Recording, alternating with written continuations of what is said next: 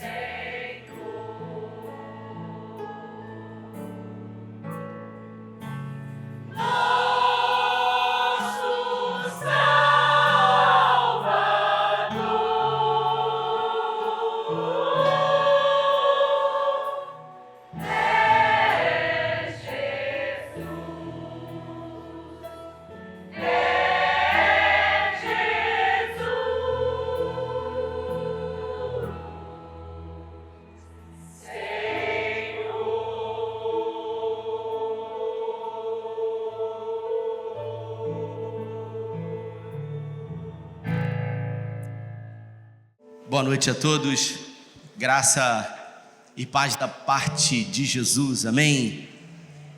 Feliz Natal. Você pode desejar um Feliz Natal para quem está do seu lado? Aleluia. Jesus nasceu, Ele se faz presente entre nós. A verdade é que Jesus nasce todo dia. Todo dia temos a oportunidade de permitir que Jesus possa nascer no nosso coração. Eu queria trazer uma breve reflexão. Se você pode, abra sua Bíblia no Evangelho de Lucas, no capítulo 2.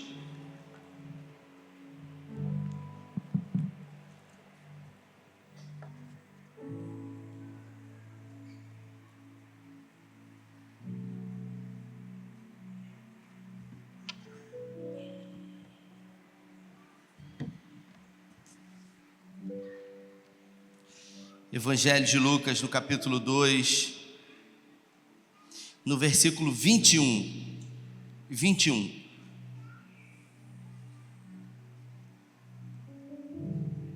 Diz assim: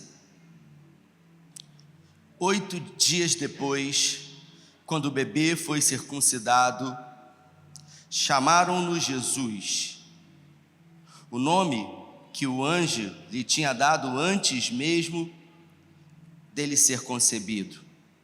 Então, chegou ao templo da oferta, o tempo da oferta da purificação, como era a exigência da lei de Moisés.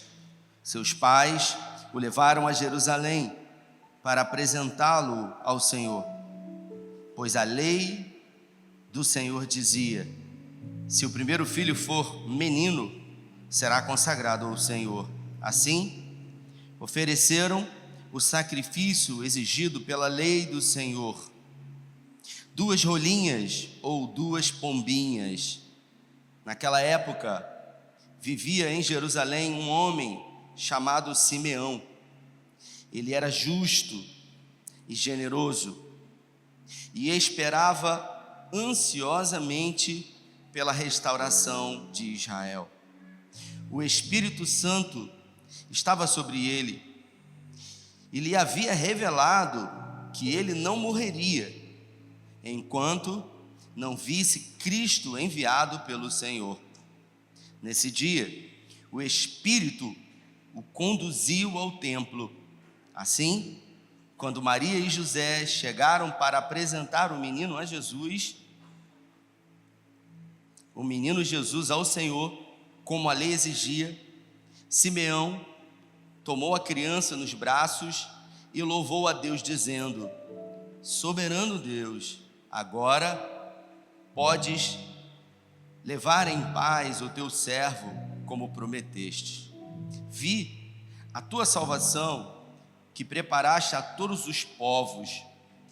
Ele é uma luz de revelação às nações e é a glória do teu povo Israel. Feche os seus olhos. Senhor, essa é a tua palavra e em graça nessa noite pedimos que o Senhor fale conosco, que a tua palavra, que é poderosa e viva, nos desperte para vivermos uma vida natural de forma sobrenatural, para que possamos viver no ordinário o extraordinário para a glória do teu nome, e que o menino Deus chamado Jesus possa nascer todos os dias no nosso coração. Essa é a nossa oração em nome de Jesus, amém.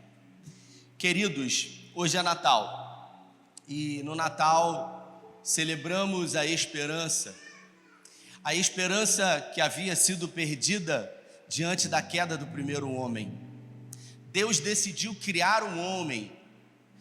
Uma das perguntas que eu sempre me faço é: haveria necessidade de Deus criar um homem, Daniel? Deus, que é pré-existente a todas as coisas, Deus que é antes de tudo, no início de tudo, antes de todas as coisas, estava Deus. A Bíblia fala, Juliano, que Deus ele é Pai da eternidade. E por isso, ele é pré-existente a todas as coisas. Me lembro de um dia, um novo convertido, Railan, me perguntar: quem é o pai e a mãe de Deus? Uma pergunta intrigante e curiosa. Uma pergunta que faz sentido, Xandão. Afinal, quem seria o pai e a mãe de Deus? E segundo a visão humana, nós que somos frutos sempre de uma relação entre dois seres, acreditamos que tudo o que existe naturalmente deverá ser fruto de uma relação entre dois seres, quando na verdade Deus, ele é pré-existente a todas as coisas. Deus, ele é criador de todas as coisas. Deus, ele é a concentração máxima de tudo. Deus não ama, Deus é a natureza do amor. E Deus decidiu criar o homem à sua imagem e semelhança. Qual foi o motivo, qual foi a causa, qual foi a ideia principal? Temos um vislumbre de que depois da queda de um querubim ungido, uma classificação única existente no céu, afinal no céu existem anjos, arcanjos, querubins, serafins, seres viventes celestiais, e havia uma classificação única, chamada querubim ungido. Em Ezequiel declara um aferidor de medidas, um ser vivente nominado como Lúcifer, que quer dizer anjo de luz. Foi dado a ele a responsabilidade da adoração, de orquestrar toda a adoração a esse Deus. E os anjos incansavelmente ofereciam a Deus adoração. Deus, quando decidiu criar Lúcifer, não colocou nele todo o poder ou toda a autoridade, apenas um pouquinho dele. E diante da queda, diante do orgulho, da vaidade, do desejo de querer ser como Deus, porque a Bíblia conta que o príncipe da Pérsia, ou Lúcifer, ele desejou aquilo que os anjos ofereciam para Deus diante de quem ele era. E é exatamente quando o homem ele olha para si e ele se coloca numa posição de se ver como Deus, que ele se perde.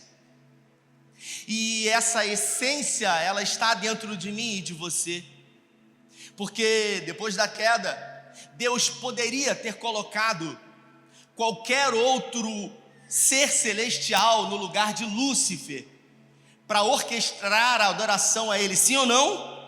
Sim ou não? Sim. Deus poderia ter criado um outro ser celestial, mais glorioso e formoso, para orquestrar a adoração ao seu nome, sim ou não? Sim. Mas a Bíblia fala que Deus decidiu criar o homem para a adoração ao seu nome. Deus decidiu nos colocar no lugar que outrora foi de Lúcifer. Nós fomos criados, nós fomos formados para a adoração ao nome do nosso Deus. Por isso a nossa vida deve ser uma vida de adoração a Ele, de louvor ao nome dEle.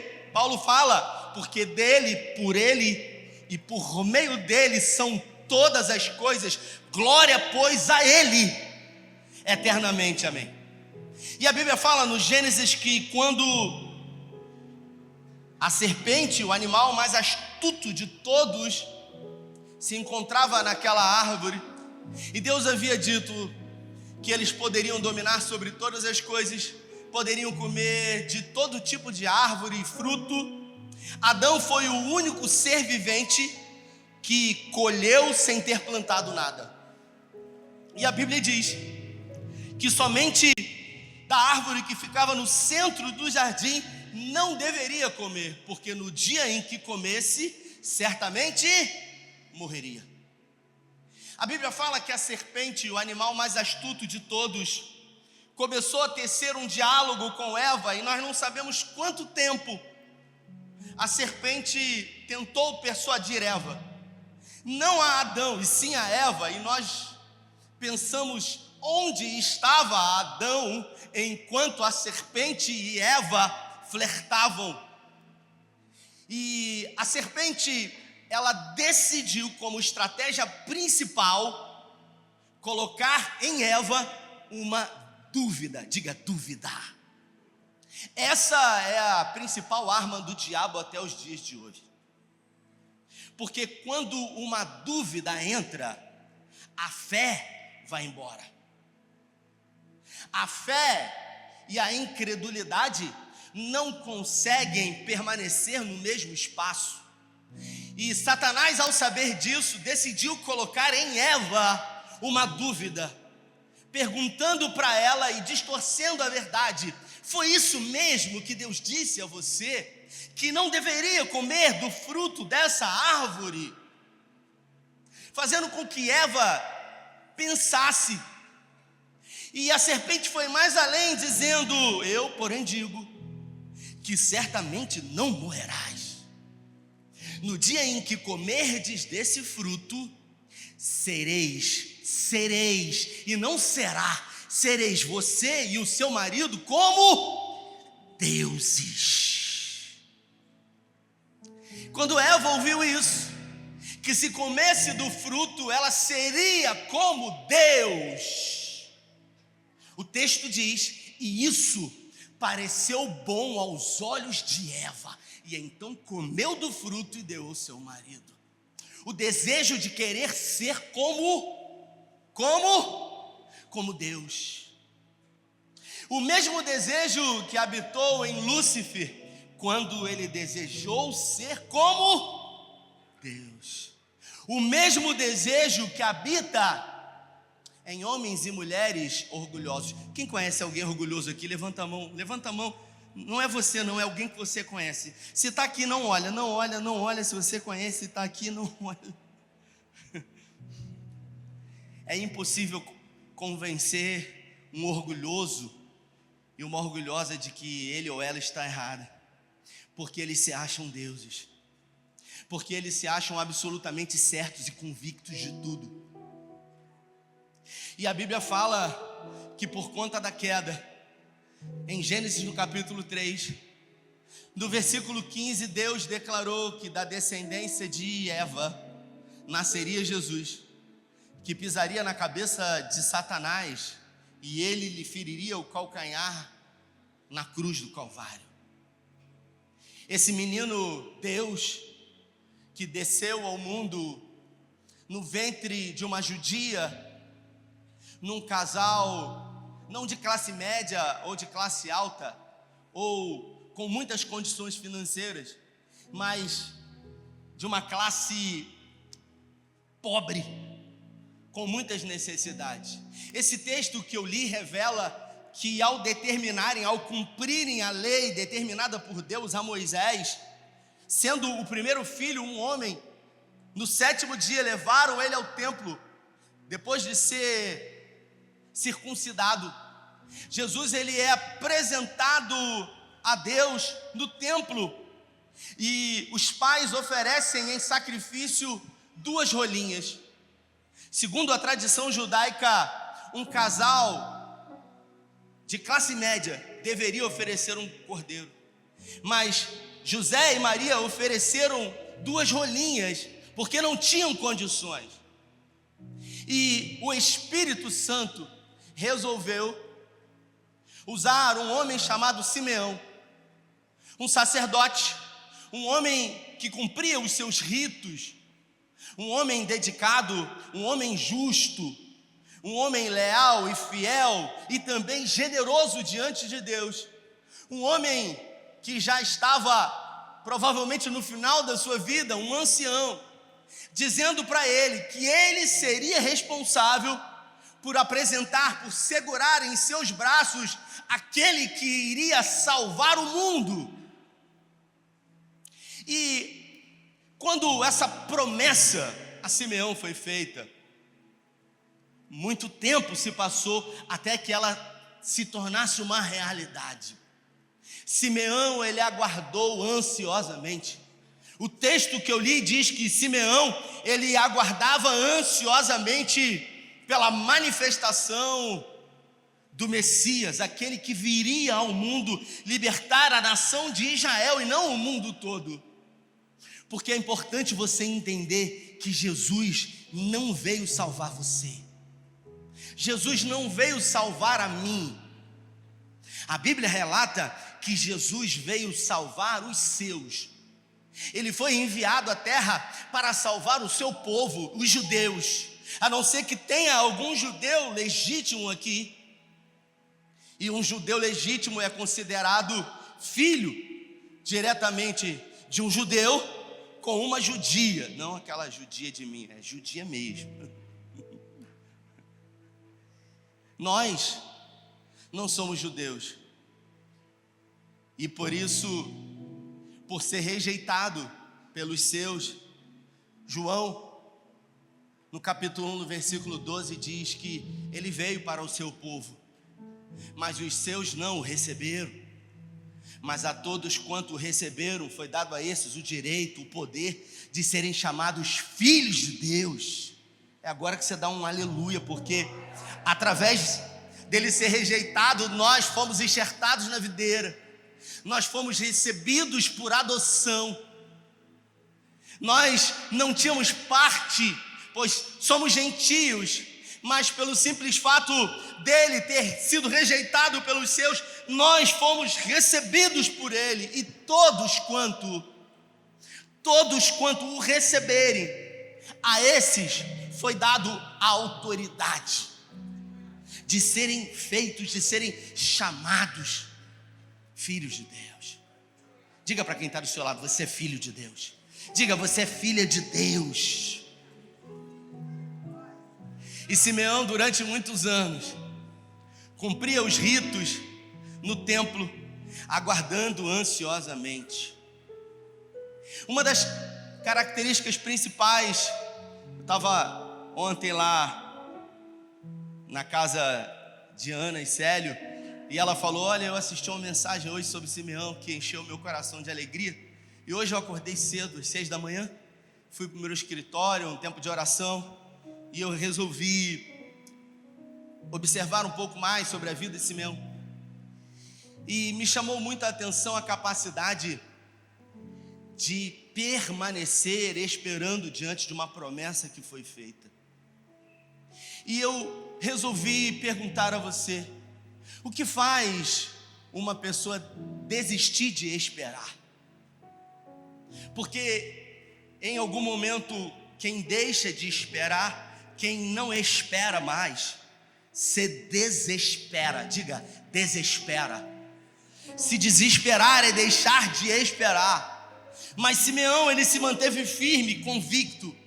O tempo não foi um fator impeditivo para que ele desistisse, para que ele abrisse mão. E quantas são as vezes que nós recebemos uma promessa de Deus, uma palavra de Deus, e quando essa palavra chega, o nosso coração se enche de alegria, de convicção e de certeza. A nossa carne treme, a gente celebra, a gente regozija e a gente fica eufórico. Mas quando o tempo passa e a promessa não se cumpre, e os nossos olhos, com lágrimas, como a canção que diz, começam a embaçar a visão da promessa. Quando a gente começa a perder o foco daquela promessa que foi tão real, que foi tão incrível, que foi tão subjetiva. O que fazer quando a esperança vai embora? A esperança, que é uma das 3 virtudes teológicas. Em 1 Coríntios, no capítulo 13, Paulo, quando fala sobre o amor, ele diz: ainda que eu ande, ainda que eu fale a língua dos anjos, se eu não tiver amor. E ele começa a dizer sobre coisas que você pode fazer, e se você não tiver amor, não serve de nada. E quando chega no finalzinho, ele diz: quando tudo acabar, quando tudo se esgotar, quando tudo terminar, 3 coisas vão permanecer: fé, a esperança e o amor. A esperança que Paulo fala em Romanos no capítulo 8, que em esperança fomos salvos. Mas a esperança que se vê não é esperança. Eu vou repetir, Isa, porque talvez você não tenha entendido. Paulo, ele fala em Romanos no capítulo 8 que em esperança nós fomos salvos. Mas a esperança que se vê não é esperança. Porque como alguém pode ver, Xandão, aquilo que está esperando? Você só espera aquilo que você não vê. A partir do momento em que você consegue enxergar com os seus olhos ou perceber com o seu corpo, você já não espera mais. E Paulo diz: se esperamos o que não vemos ou aquilo que foi prometido, assim como Simeão, com paciência devemos esperar. E você? Perdeu a esperança em alguma promessa que foi feita para você? Em 2025 você perdeu a esperança em algo na sua vida? Você perdeu a esperança em concluir algum sonho? Em realizar algum propósito? Em terminar alguma coisa que você havia proposto em seu coração? Ou será que o tempo, as dificuldades, as impossibilidades fizeram com que aquilo que era real, aquilo que era dado como certo, se tornasse pouco a pouco distante? Aquilo que era dito que ia acontecer, hoje em seus lábios é dito: Deus sabe de todas as coisas. É como alguém que decide estudar por um concurso público e, ao não fazer o seu dever de se dedicar, de pagar um preço, de renunciar, depois de tanto dizer e pedir oração a todos, quando faz a prova e tem a convicção de não ter passado, diz que Deus sabe de todas as coisas. Esse mesmo texto de Romanos no capítulo 8, no versículo 24, que diz que em esperança fomos salvos. Mas a esperança que se vê não é esperança, pois como podemos esperar aquilo que não vemos?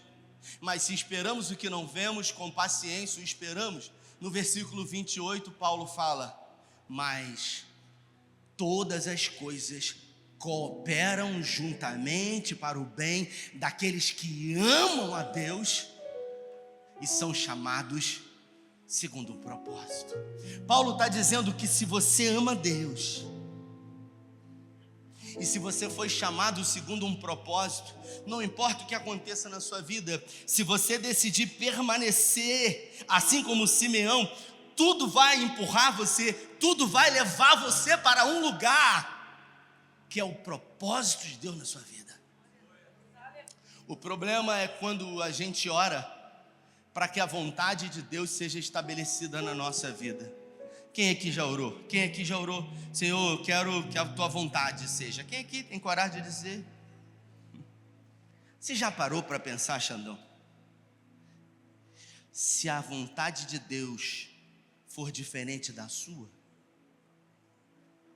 é possível que a vontade de Deus para a minha vida seja diferente da minha, sim ou não? E aí eu começo a pedir: Senhor, eu quero viver a tua vontade. E aí ele olha e fala assim: poxa, que alegria, meu filho. Aí ele chama logo um anjo: ó, vai lá, começa a botar em ação, tira ele de lá e leva para o lugar que é a minha vontade. E aí de repente o vento começa a bater na tua vida, e aí você está amarrado, está repreendido, Satanás está furioso. Meu Deus, o inimigo está furioso. Não é o inimigo não, foi a sua oração. Você orou, você pediu. Toda vontade diferente da sua, no primeiro momento, não será boa. A vontade de Deus para Davi era que ele se tornasse o maior rei da nação de Israel. E no primeiro momento, essa vontade para ele foi muito difícil, porque durante 17 anos Davi teve que fugir como um cão, sem ter resposta para perguntas que ele tinha do porquê estava acontecendo tudo isso na vida dele. A vontade de Deus na vida de José era tornar ele um grande patriarca, libertando, ajudando a sustentar o seu povo no Egito. Mas durante 13 anos, José amargou em covas, cadeias, prisões, injustiça. Toda vontade no primeiro momento, ela vai parecer estranha e sem sentido. Rafael, então o que eu devo fazer?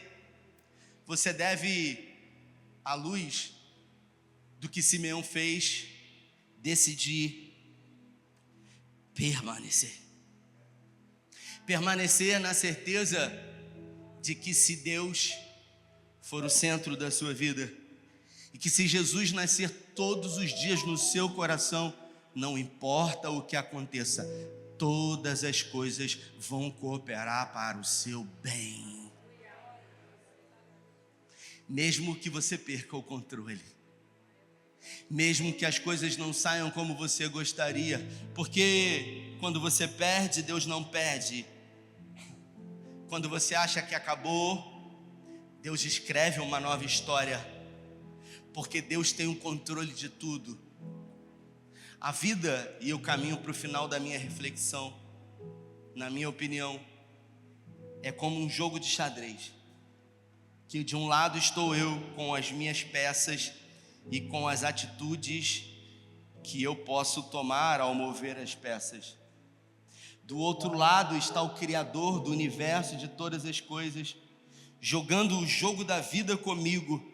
Não importa a peça que eu mexa, Ele sempre terá mais uma jogada. Ele sempre vai ganhar esse jogo, porque Ele é Criador de todas as coisas. Mas às vezes nós nos precipitamos em mover a peça errada. Assim como o Abraão, que é chamado pai da fé, que ao ouvir a sua esposa Sara, por esperar demais e perder a esperança, dizer: não temos filhos, acabou, Deus prometeu, mas o tempo passou e acabou. E ele foi induzido por ela a coabitar com Agar, a sua escrava. E mesmo sendo o pai da fé, a Bíblia fala que Deus ficou 13 anos sem falar com Abraão. Quantos anos ele ficou sem falar com Abraão? Quantos anos? 13 anos. Deus ficou 13 anos sem falar com Abraão. Tem gente que fala assim todo dia para mim: Deus falou comigo, Deus falou comigo. Eu acho que tem um zap de Deus, não é possível. Deus falou comigo, Deus falou. Ele ficou 13 anos sem falar com Abraão. Mas o fato de ter ficado 13 anos sem falar com Abraão não quer dizer que as promessas foram inviabilizadas. O Matthew Henry diz que Deus ficou 13 anos sem falar com Abraão, até que o problema que Abraão havia criado se dissolvesse. A partir do momento que Ismael fez 13 anos, e todo judeu, quando completa 13 anos de idade, ele é considerado uma autoridade espiritual da sua própria vida.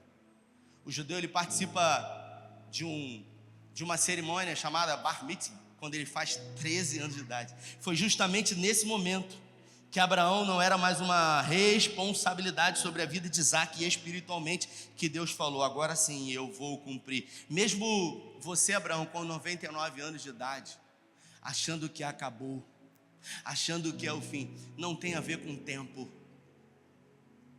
tem a ver com precipitação. Deus é dono do tempo.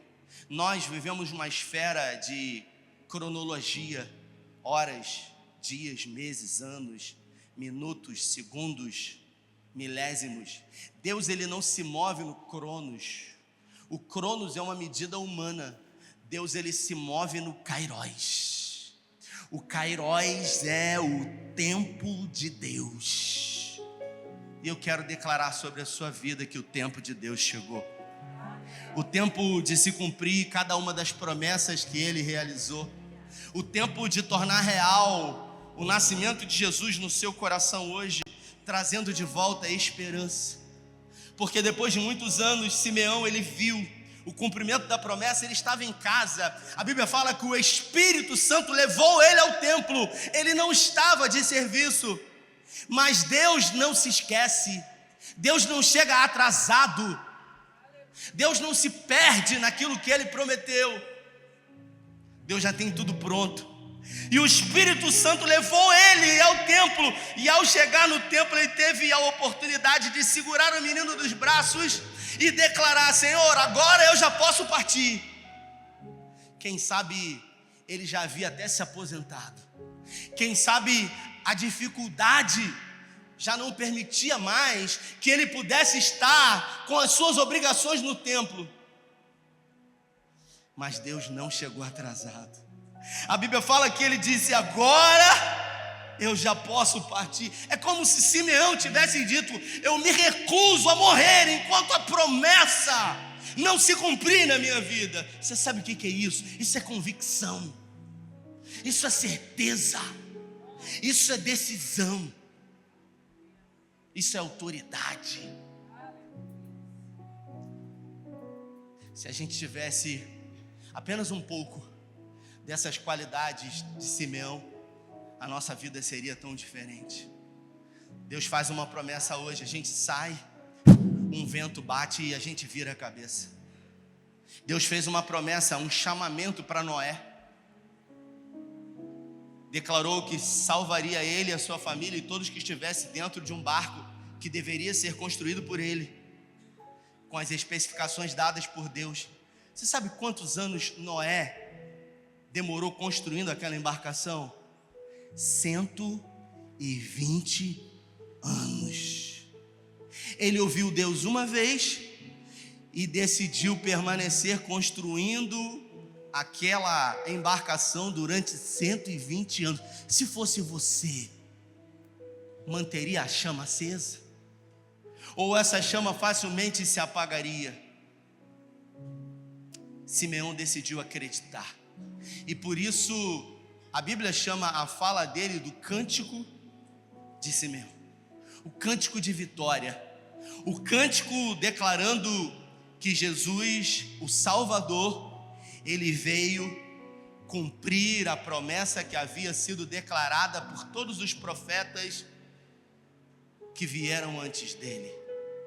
E da mesma forma, esse Jesus que não nasceu no dia 25 de dezembro, que não nasceu em dezembro, mas que para nós simbolicamente é representado nessa data, nesse mês, no dia de hoje, nós podemos celebrar juntos o nascimento de Jesus hoje no nosso coração. E se você decide nessa noite que Jesus ele possa nascer e surgir e viver dentro de você hoje, eu quero convidar você a se colocar de pé. Se coloque de pé.